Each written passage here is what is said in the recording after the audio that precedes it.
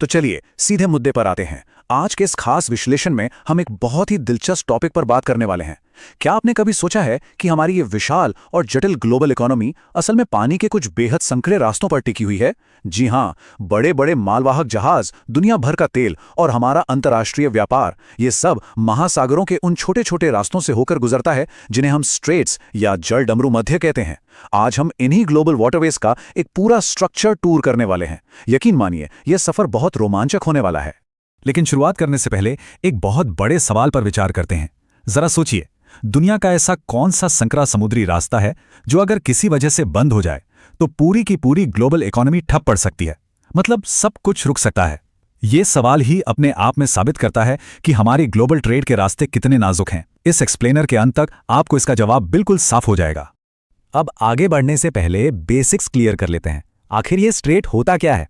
एकदम आसान भाषा में कहें तो ये पानी का एक बहुत ही संकरा रास्ता होता है जो पानी के दो बड़े हिस्सों, जैसे दो समुद्रों या महासागरों को आपस में जोड़ता है, एक पुल की तरह। इसका सबसे बढ़िया उदाहरण है हमारा पाल्क स्ट्रेट। ये हिंद महासागर में है और भारत को श्रीलंका से अलग करते हुए एक अहम ब्रिज का काम करता है। बिल्कुल सिंपल है ना? तो आज के हमारे इस ग्लोबल टूर का रोड मैप कुछ ऐसा रहेगा। सबसे पहले हम एशिया और हिंद महासागर जाएंगे, फिर यूरोप और मध्य पूर्व, उसके बाद अमेरिका और आखिर में प्रशांत महासागर और उससे जुड़ी भू राजनीति यानी जियोपॉलिटिक्स को समझेंगे। तो चलिए बिना देरी किए शुरू करते हैं अपने पहले हिस्से से, एशिया और हिंद महासागर। हिंद महासागर के ये रास्ते असल में एक बहुत ही जटिल नेटवर्क से जुड़े हैं।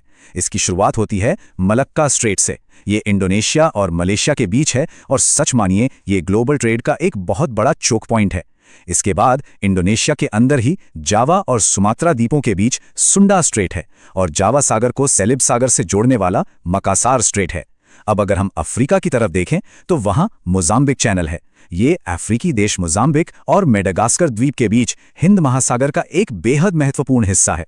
चलिए अब अपने सफर को आगे बढ़ाते हैं और चलते हैं यूरोप और मध्य पूर्व की तरफ। तुर्की के पास समुद्री रास्ते बिल्कुल एक चेन की तरह जुड़े हुए हैं। इमेजिन कीजिए, एक मालवाहक जहाज को ब्लैक सी से निकलकर एजियन सी तक जाना है। उसे स्टेप बाय स्टेप इन रास्तों से गुजरना होगा। पहले ब्लैक सी, वहां से वो बोस्फोरस स्ट्रेट में एंट्री लेगा जो उससे मरमरा सी तक लाएगा। फिर मरमरा सी से होते हुए वो डार्डनल स्ट्रेट को पार करेगा और तब जाकर एजियन सी में पहुंचेगा। ये दोनों स्ट्रेट्स, बोस्फोरस और डार्डनल्स, पूरी तरह से तुर्की में हैं और भौगोलिक दृष्टि से इनकी अहमियत बहुत ज्यादा है। यूरोप के इसी सफर में भूमध्य सागर के बीचों बीच इटली के आसपास कई छोटे लेकिन बेहद बिजी स्ट्रेट्स हैं, जैसे मेसिना स्ट्रेट जो इटली और सिसिली के बीच है, बोनीफेशियो स्ट्रेट सार्डिनिया और कॉर्सिका को अलग करता है, और फिर आता है ओट्रांटो स्ट्रेट जो एड्रियाटिक सी और आयोनियन सी को जोड़ता है और इटली तथा अल्बानिया के बीच एक प्राकृतिक सीमा बनाता है। अब थोड़ा उत्तरी और पश्चिमी यूरोप के जलमार्गों की बात कर लेते हैं। नॉर्थ चैनल आयरलैंड और इंग्लैंड के बीच है जो आयरिश सागर को अटलांटिक महासागर से जोड़ता है। फिर आता है डोवर स्ट्रेट जो इंग्लैंड और फ्रांस के बीच है और इंग्लिश चैनल को उत्तरी सागर से जोड़ता है। और अब सबसे महत्वपूर्ण मार्गों में से एक, स्ट्रेट ऑफ जिब्राल्टर। ये स्पेन जो यूरोप में है और मोरक्को जो अफ्रीका में है के ठीक बीच में है। ये स्ट्रेट पूरे भूमध्य सागर को सीधे अटलांटिक महासागर से जोड़ता है। इसकी अहमियत को शब्दों में बयां करना वाकई मुश्किल है। यूरोप से निकलकर मध्य पूर्व की ओर आते हुए हमें मिलता है बाबल मंडेब। ये एक बहुत ही अहम जलडमरू मध्य है। ये यमन जो एक गल्फ नेशन है और जिबूती जो एक अफ्रीकी देश है के बीच स्थित है। बाबल मंडेब अदन की खाड़ी को लाल सागर से जोड़ता है। वैश्विक शिपिंग लेन में यह असल में एक महत्वपूर्ण पुल की तरह काम करता है। आइए अब देखते हैं कि यह सब वैश्विक ऊर्जा सुरक्षा से कैसे जुड़ता है। यह है स्ट्रेट ऑफ हॉर्मुज। ध्यान दीजिएगा, ये यूएई के बीच नहीं बल्कि ओमान और ईरान के बीच स्थित है, या फारस की खाड़ी को ओमान की खाड़ी से जोड़ता है। आज की तारीख में यह दुनिया का सबसे महत्वपूर्ण जलमार्ग है। क्यों? क्योंकि दुनिया की सबसे बड़ी तेल सप्लाई यहीं से होकर गुजरती है।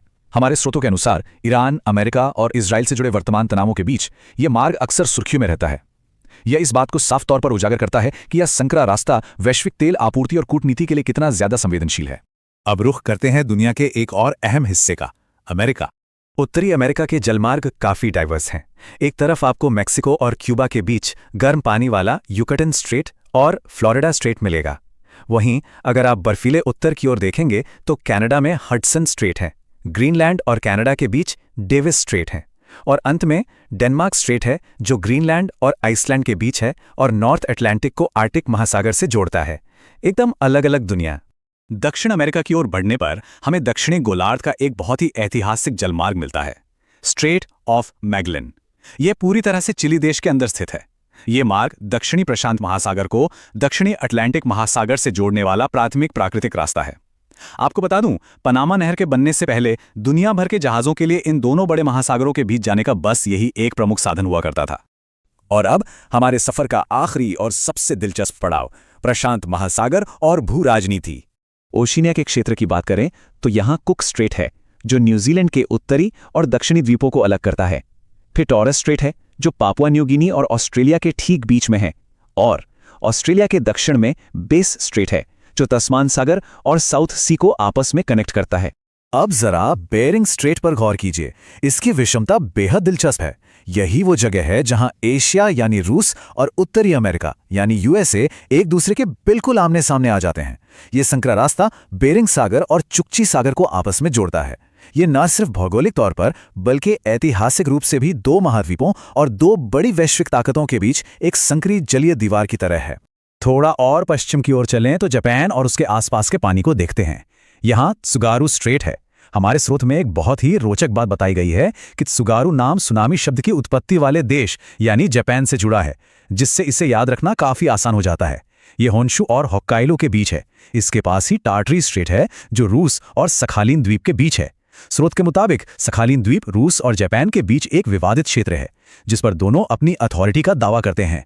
ये इस पूरे रीजन की भौगोलिक और राजनीतिक जटिलता को दर्शाता है। और आज के हमारे टूर का आखिरी और वर्तमान में शायद सबसे महत्वपूर्ण जलमार्ग फॉर्मोसा स्ट्रेट, जिसे हम ताइवान स्ट्रेट के नाम से भी जानते हैं। ये चीन और ताइवान के बीच स्थित है और दक्षिण चीन सागर को पूर्वी चीन सागर से जोड़ता है। यह न सिर्फ ग्लोबल ट्रेड का एक बहुत बड़ा रास्ता है, बल्कि आज की दुनिया की एक बेहद संवेदनशील भू राजनीतिक सीमा भी है। पूरी दुनिया की नजरें अक्सर इसी स्ट्रेट पर टिकी होती हैं। तो पूरी दुनिया के इन अहम रास्तों को समझने के बाद एक विचार जो जहन में आता है वो ये है, ये छोटे से दिखने वाले भौगोलिक रास्ते वैश्विक वाणिज्य और शांति पर अंतिम शक्ति रखते हैं। आज हमने देखा कि कैसे मलक्का या हॉर्मुज जैसे संकरे रास्ते असल में दुनिया की अर्थव्यवस्था को चला रहे हैं। भूगोल सिर्फ नक्शों में खींची गई लकीरों तक सीमित नहीं है, यह ग्लोबल पावर डायनामिक्स को समझने की सबसे जरूरी चाबी है। मुझे उम्मीद है कि यह चर्चा आपके लिए ज्ञानवर्धक रही होगी और इन विश्व जल मार्गों के बारे में आपकी समझ और भी स्पष्ट हुई होगी। तो बस सीखते रहिए और हम जल्द ही फिर मिलेंगे एक नए विश्लेषण